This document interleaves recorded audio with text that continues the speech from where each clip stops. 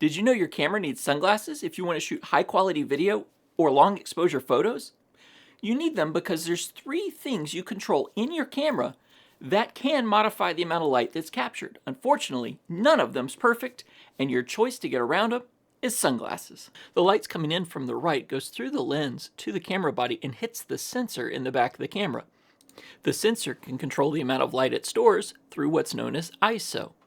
Next, you see the shutter, which can be modified so that it is open longer or shorter for each of the photos that make up a video, as video is just a flip book of pictures one after the other. Finally, you see an aperture, which is the size of the hole that the light is allowed to travel through as it comes down the lens. As you make the aperture bigger, you get more light, and as you make it smaller, you get less light. I mentioned there were trade-offs with each of these mechanisms. Let's check the table on the right to better understand them. If it is too bright of an image, it's all washed out.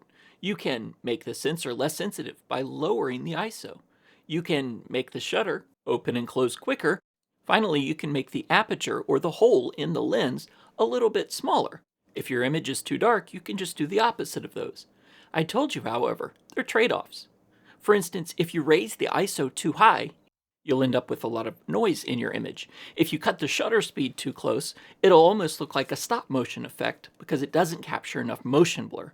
And finally, the aperture controls the depth of field, with higher f-stops meaning smaller hole and the entirety of the image is in focus, where low f-stops, meaning a bigger hole, limit your focus window such that your subject is in focus, but maybe the background is out of focus.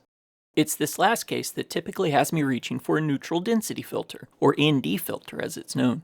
These truly are like sunglasses and limit the amount of light they allow pass through.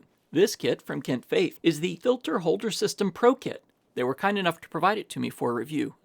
I love the fact that this is not a variable ND filter set, which invariably introduces vignetting to my footage exactly when I don't want it.